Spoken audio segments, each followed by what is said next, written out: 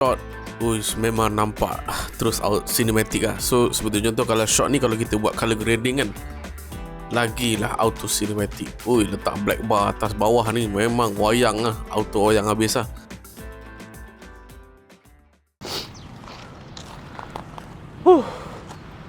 Saya pun malas nak buat video panjang sebab sekarang ni panas depan Masjid Kajang. Okay. So hari ni cikgu nak review satu produk. Ini adalah mainan cikgu yang paling cikgu minat, iaitu Viltrox 23mm f1.4. Okay, so berkenaan dengan lens ni, kenapa cikgu nak beli juga 23mm, dia bukan terlalu wide sangat, at the same time dia bukan zoom sangat. Sebab saya dapati kiraan saya antara 16 nak ke 35 itu adalah the best untuk studio shoot cikgu Ulwan lah. So kalau kau perhati dekat studio cikgu Ulwan, dia sebenarnya kecil je, sebenarnya sangat kecil. Dia macam bilik store pun ada juga. Tapi cikgu Ulwan dah ada je 13mm Viltrox f1.4 lah. Sebelum ni saya pernah buat review kan. Cumanya saya dapati itu terlalu wide sangat pula untuk 13mm. So untuk sponsorship yang Viltrox 23mm f1.2, yang ini pro series daripada Viltrox, thank you V Photo kerana sponsor. Tapi saya dapati 27mm f1.2 dia tight sangat, plus dia punya body tak sekecil.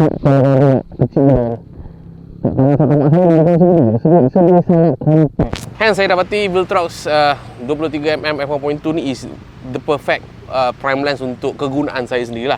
Dia bukan adalah perfect lens, tetapi dia adalah perfect untuk kegunaan saya untuk studio shoot mostly. Okay, for sure kelebihan prime lens adalah dia boleh sampai f1.2 lah. So dia punya belakang memang sangat creamy lah, senang cakap. Dia punya minimum focusing distance, tak silap saya, 30 cm, dan dia punya filter size adalah 52mm. Rasanya aluminium ni, besi ke apa, something like besi.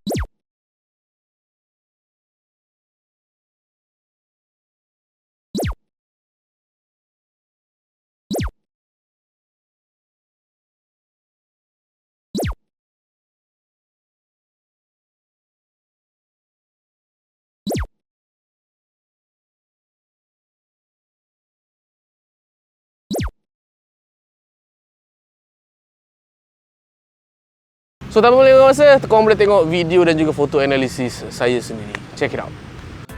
Which kalau kita straight up shot, memang nampak terus out cinematic lah. So seperti contoh kalau shot ni, kalau kita buat color grading kan, lagilah auto cinematic. Letak black bar atas bawah ni memang wayang lah, auto wayang habis lah.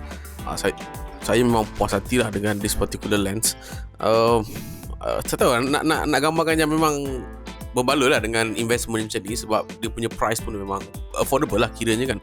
Untuk f1.4, untuk low light sekarang ni, kalau korang tengok dalam video ni, memang kat Saloma Bridge umpamanya kan, memang sangat gelap, tapi disebabkan f1.4 tu membantu kita tu litigate balik brightness tu kan.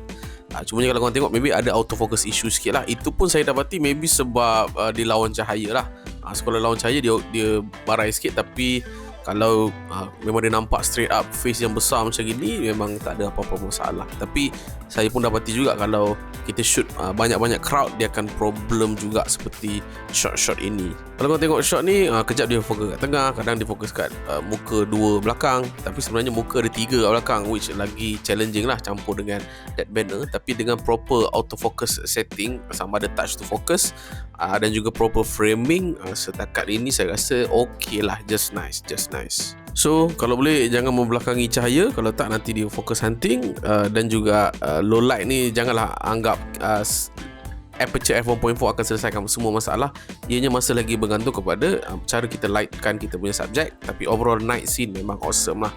Now daripada segi close up shot, I think this is one of the best. Cumanya dia punya minimum focusing distance dia tak adalah terlalu dekat sangat, tapi just nice lah for me. Tak adalah sampai tahap tak dapat detail yang lebih kurang macam ini lah. Dan kalau korang tengok bokeh balls dia tu, dia ada ciri-ciri dia sendirilah. Dia tak adalah fully 100% circle, tapi dia macam ada sedikit oval shape yang ke kiri dan juga ke kanan, which saya memang suka gila lah. Dan juga autofocus test, korang boleh tengok sendiri. Inilah minimum focusing distance, which is not that bad lah. Memang dah dekat gila dengan muka saya, so okay. Autofocus untuk single person saya rasa tak ada masalah. So korang boleh dengar sendiri dia punya autofocus noise. Ada ke tak ada?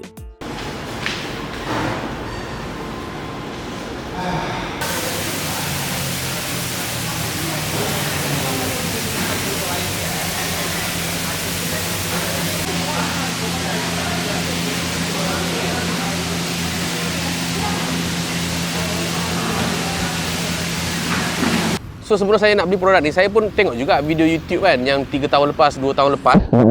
Dia pun model yang lama juga.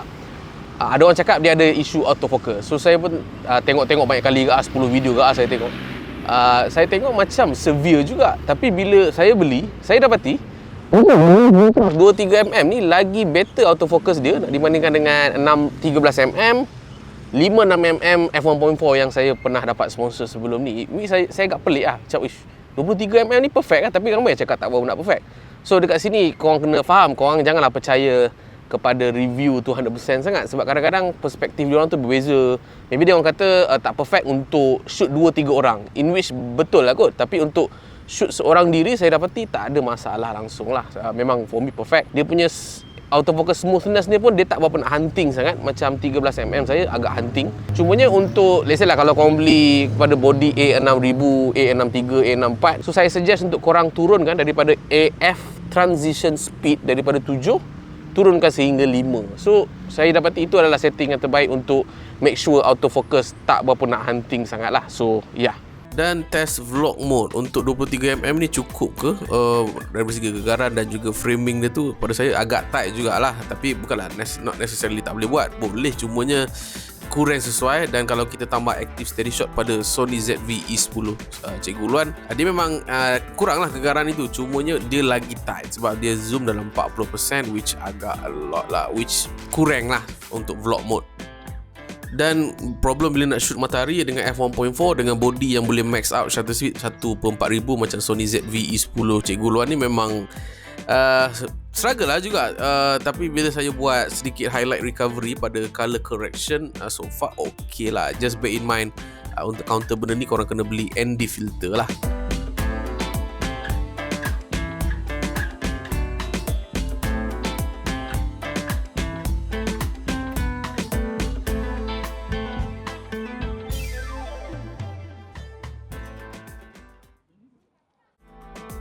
So kita masuk pula bab fotografi. Saya rasa this is a very good kata apa, wide angle lah. Dia ke arah wide angle tapi not that wide angle. Dia dah ke arah sedikit telefoto.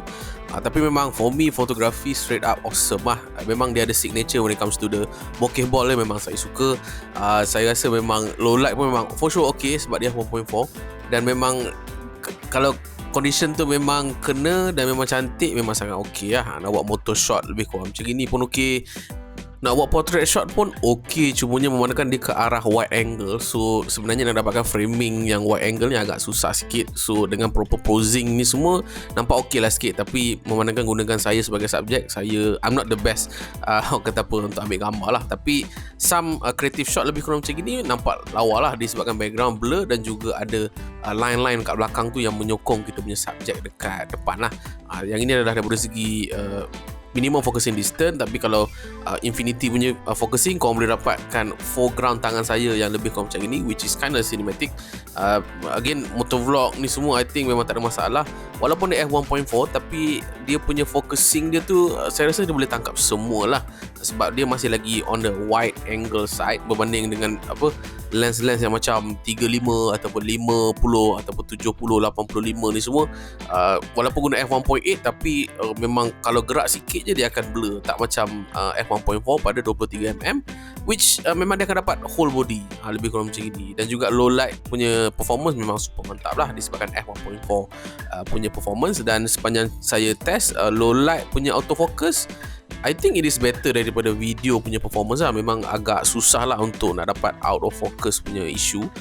Cumanya again dekat Salomon Bridge ni tengok nampak ada noise dekat saya punya muka.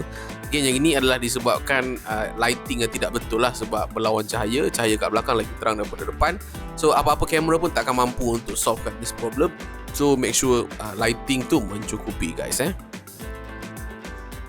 So kalau korang nak beli produk ini, korang boleh pergi dekat dalam video description saya letakkan link pembelian dekat situ. So itu saja daripada saya. Apa lagi guys tak tahu gunakan video editing dan video itu semua, korang boleh roger dalam ruang komen di bawah supaya saya boleh buat video upon request you guys. Itu saja daripada saya cikgu.ulwan. Sabar gil, saya utam.